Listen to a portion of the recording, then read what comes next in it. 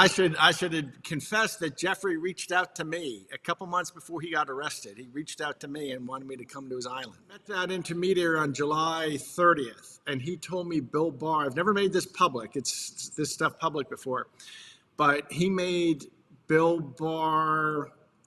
He came to see me July 30th of 2020, and he had some instructions for me. But among the things we talked about, he said that Bill Barr is going up to New York next week, and he's meeting with Rupert Murdoch of Fox. And they have 3 hours set aside, and they're just going to have a private meeting. Now, he told me that was about to happen.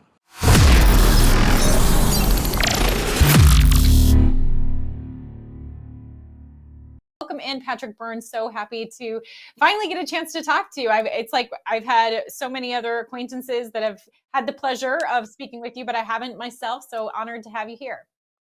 Kristi, Leigh, I feel like I've made the big time. Thank you very much for having me on your show. I can tell you some things about Jeffrey Epstein that no one knows if you want to make some news here. Of course. I mean, that seems to be the major headline. I should confess that Jeffrey reached out to me a couple months before he got arrested. He reached out to me and wanted me to come to his island. But before I tell you that story, no, the other thing, I was in communication with Barr's office while all this stuff went down and he died. And I was told by somebody in Barr's office that the jailers, the guards, remember the guards who fell asleep? I was told by somebody within the Department of Justice that those guards had their blood tested in the morning and there were traces of, I don't know if it was nitrous oxide, Valium or whatever, but somebody had gotten into the prison, they believed, with a tank, fed a hose through the air conditioning, got into the guard booth, cranked it up, and put them to sleep with some gas. I don't know if it's laughing gas or there's some kind of gas with Valium in it that is kind of roughly harmless that can do this. And that's what they found in the blood of these guards. Then they got in, what they really did is, it was believed within their DOJ, was there's another guy, another prisoner. He was a dirty cop right there in that cell block. And this monstrous Italian guy bench pressed like 500 pounds. And they just undid his door and opened up Jeffrey's door. He would have left his room, gone in and iced Jeffrey and come back. And all the cameras were off, of course, and the guards were asleep because they'd been gassed. And all of that tells you, if that's all true, and those people from the DOJ gave me the true information, that tells you it's nation state.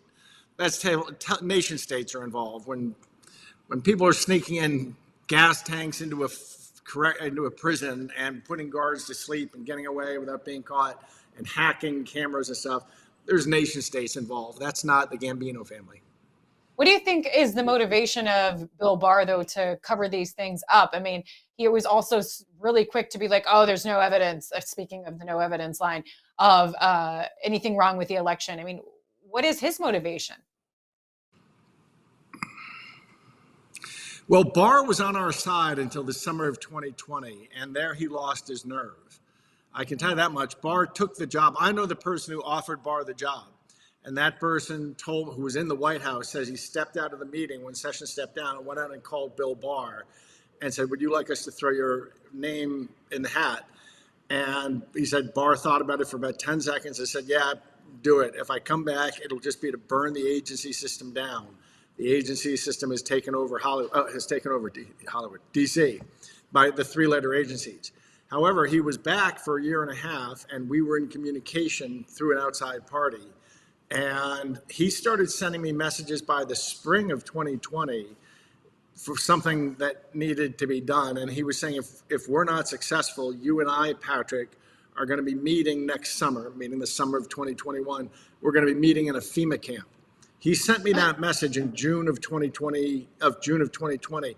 So he knew there was a color revolution. He knew something terribly was amiss. He had me investigating and going after certain things, and he sent me that message. So all that's true. And yet I'll also tell you that I met that intermediary on July 30th, and he told me Bill Barr, I've never made this public, it's this stuff public before, but he made Bill Barr, he came to see me July 30th of 2020, and he had some instructions for me. But among the things we talked about, he said that Bill Barr is going up to New York next week, and he's meeting with Rupert Murdoch of Fox. And they have 3 hours set aside, and they're just going to have a private meeting. Now, he told me that was about to happen. He got killed the next day. Now, he got killed in a plane crash that I understand the feds are on the fence about whether it was.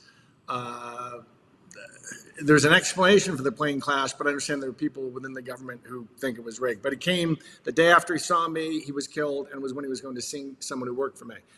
And I can tell you that about 2 weeks later, if you think back, it was about August 20th of 2020, Fox did an about face, and people noticed this at the time. It wasn't like they became anti-Trump, but they became much less pro-Trump, and they just damned with faint praise, and they really backed off. And then, of course, the night of the election, they called Arizona, ridiculously early. So Rupert Murdoch and Fox, and they made that change. If those facts line up, it's like Barr did an about face on when that mutual person got killed. And by a week or two later, he was calling Fox off. And ever since then, I can tell you, I was in touch with his office right up to the election. And on the election, they said, we don't want to know anything about this election. We don't want to hear about it. Call the U.S. attorney of each state. If you have information, don't talk to us. And then when you called the U.S. attorneys, they wouldn't take the call, and the whole DOJ shut it down. And there's a DOJ insider who said Barr gave those orders. So something happened around the end of July 2020. Barr flipped sides. That may be more than you wanted to know about Barr. What else did you want to know about? But no well, one. I mean, no one knows. It's just hard to believe that they could be that spineless, that they could, when it comes to our country, even if his life was threatened. I mean, this is our country. Like, the exposure, like putting light on things is the way that you fix them, not just cowering in a corner. You're a woman. Do you have children? Yes. You have children? You think about things correctly. You think about that issue correctly. That's exactly the right way to analyze it. The way people in Washington analyze it is they've got all kinds of other things in their head going on and all kinds of other threats being made. Jeffrey Epstein's guards had some kind of traces of Valium or something in their bloodstream. They had been gassed and put to sleep, and that's why they fell asleep at 3 a.m. You want to know what about Epstein, Jeffrey wanting me out to his ranch, out to his island? Yeah. Yes. That's and you didn't accept. I did not go. But I kind of teased him because I knew. Here's the funny thing about Jeffrey Epstein, and everyone gets so upset today. A piece of me wonders exactly how are people so upset now. Everything about Jeffrey Epstein was known back in 2008. I read a website called Zero Hedge, which is for New York hedge funds. It's great outside mainstream. Yeah. And they were publishing all these documents in 07, 08. About Jeffrey Epstein getting caught with 14-year-old, he was into 14-year-old black and minority girls. He had a separate entrance on his house in Miami. He'd bring them in, do his thing, pay him $100. This was all known in 07, 08. He got convicted for sex with a 14-year-old in 2008. So this all kind of sprung up later. But anyway, so I knew it was all about blackmail, and I knew by 2019, it was the winter of 2019, someone started to come see me. Actually, I was speaking at a conference down in Mexico, and a guy I didn't really know well came to the conference and made a point over 2 or 3 days of intersecting me with me 4 or 5 times, and in the course of conversation bringing up, hey, you know what? Jeffrey Epstein is a friend of mine, and he really wants to meet you, Pat. He really wants you to come out to his island. You should see, don't believe what people say about him. He's really close with Bill Gates. He drops all these big names. He's got this incredible trading room, you got to say, and he really thinks you're smart, Pat. He wants you to go out to see him. And I didn't want to say no. I didn't want to tell him my reasons for saying no, but I said no. Over 3 days. He came to see me a month later, this emissary from Jeffrey Epstein, and spent a weekend with me and his wife. And over the weekend, again, found like 4 different opportunities to bring up, boy, Pat, you're really missing, you got to get out and see Jeffrey. And you meet this guy, you're going to love him. And I got thinking about it. You want me to really tell you what happened? Yeah, I love this. Of course. I got thinking about it, and I thought, maybe the time has come to go out and murder Jeffrey Epstein. And I'm a long distance swimmer. I love swimming in the open water. I thought maybe I can get this guy to come for a swim with me. And I'm a black belt at a wrestler and such, and I got another fellow my size to get in the pool with me, another fighter, MMA guy, and we spent a couple afternoons trying to figure out and learn about what's the best way to drown someone. And then I found out. Well, then I found out that he has cameras everywhere, even on the beach. They had cameras covering every inch of the ocean, and there was no way I could get away with it. So then I sent word back saying, no, I'm not going to go. Thanks anyway. So you were just going to be a vigilante and just murder Epstein. Well, it was kind of a gray area. I would have called that a gray area. And that was that awareness was all based on, you knew that he was a pedo.